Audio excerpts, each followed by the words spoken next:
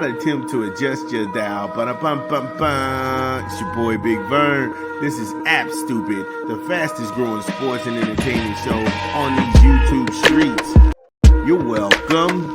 Holla. Yeah, so if you're just joining us for the first time, make sure you hit the like and subscribe button. We appreciate it. It goes a long way. And welcome to the fastest growing show on these internet streets, sports and entertainment. Ha. So, our first segment, we talked the Jacksonville Jaguars. Just a complete butt stank of an organization. A fart in the mouth. Get them dudes out of here. Doug Marrone, he's got to be fired at this point. Also, fire Trevor Lawrence. I'm not saying he's faking an injury. I just haven't seen the play. He went down and he was unable to get up and they carted him off the field. That's me.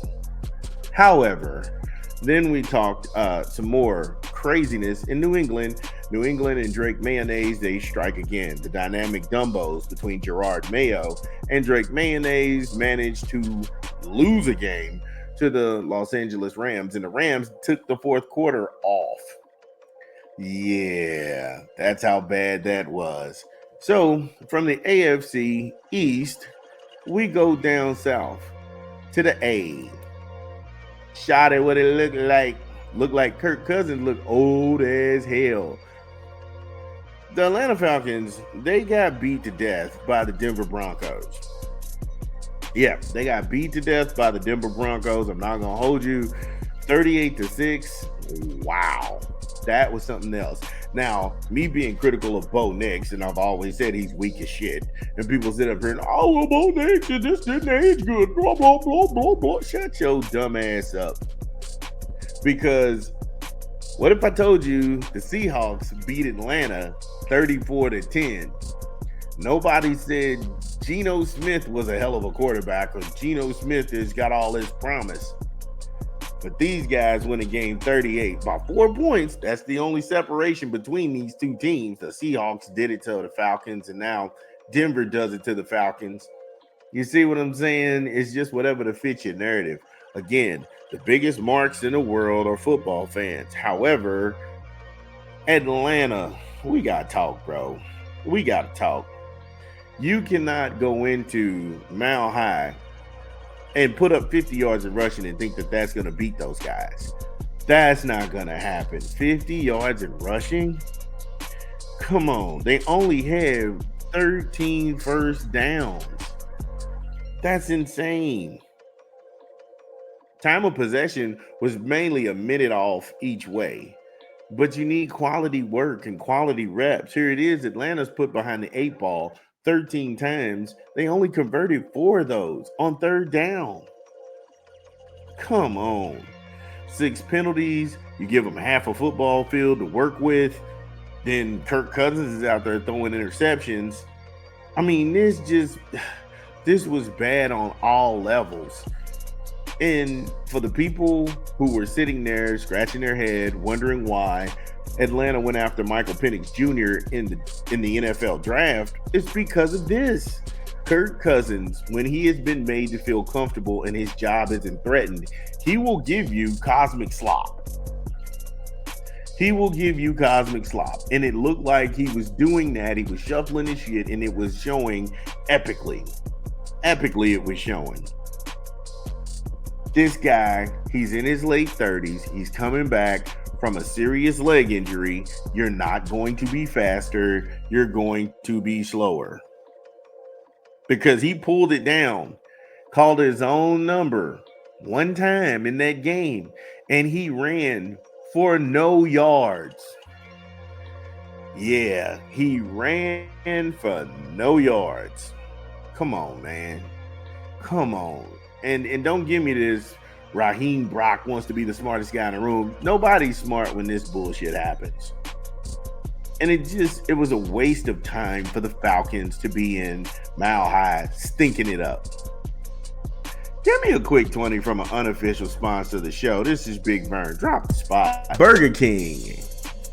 BK, have it your way because you rule. Order online, download the app, or visit the good folks at your local Burger King. If you have the app, they've got the limited time only, the cheesy tots, the things and rings, and your way meal. You can go ahead and combine anything from your Whopper Jr. to your 4-piece nugget, value fries, and cola. You can customize that order. You can do that all through the app. BK, have it your way, because you rule. Shout out to Burger King. Get it for your breakfast, lunch, and dinner. And not all in the same day. I don't know why I've even had to actually say that out loud, but please don't do that. Please don't get all that in the same day. So when we last joined the Bird Brains, they were up in Mile High wasting these good people's time. Now, the only offense came from Young Hoku. Wait a minute, I got to put some ATL on it. As Young Ho. Somebody go get Young Ho. Hey, shot it. Young Ho, kicking field goal, shot it.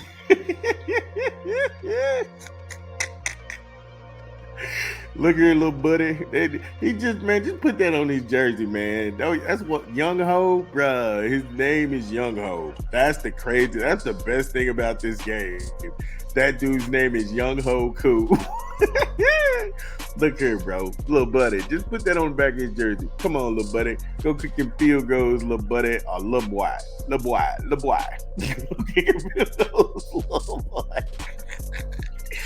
This dude kicked a field goal in the first quarter, and he kicked a field goal in the second quarter. That was the whole game. That was the whole game. And it's at week 11, and you look at where the Falcons are. The NFC South is a horrible division.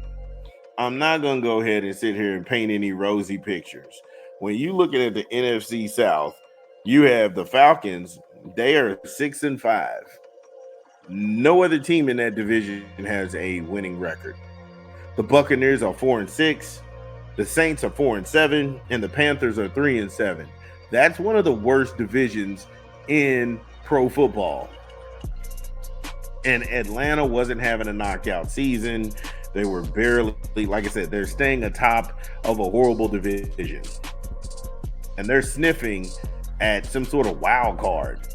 But really, do you think they're going to make it? Do you really think the Falcons are going to make a wild card out of this situation? Because looking here at the schedule, they play the Chargers. They're going to get embarrassed. They play the Vikings. They're going to get embarrassed. They will beat the Raiders, the worst team in the NFL. Then they play the Giants. Who knows what that's going to look like? That's going to be a shit show, or the toilet bowl part 3. Then Jaden Daniels is going to go ahead and make a fool out of the Falcons. If Michael Penix Jr. isn't playing by this week, I think you're going to have a lot of the people get off that Bird Gang bandwagon. And then they close the season with the Panthers, another equally horrible team. So, yeah, Kirk Cousins, just looking at him and what he was able to do, I mean, if you beat the Saints and you beat the Buccaneers, you can only beat the worst of the divisions. That's not saying a lot about your skill set. That's not saying a lot about your team. And it's time really for Michael Penix to take the reins. And I don't know what you do with the whole Kirk Cousins thing, because whoever hired this guy, whoever made that deal for Kirk Cousins to get all of this money, these dudes are the biggest bank robbers in the NFL.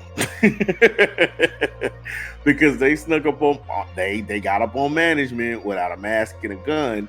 And I know that legacy media won't cover this. However, looking at a lot of the pods that are on the ground around the Atlanta area, and that's all they cover is Atlanta football, they were saying that the team gravitated more towards Michael Penix. And some of the throws and the things that he was able to do turned a lot of heads in that organization. But see, legacy media kept pushing this Kirk Cousins. Now look at his ass. Again, Young Ho, little buddy. Young Ho, little buddy. I'm having too much fun. But look, Fulton County, let's stop playing games. Is it time to sit Kirk Cousins' old ass down? Leave it in the comments. It's your boy Big Vern. I'll be back.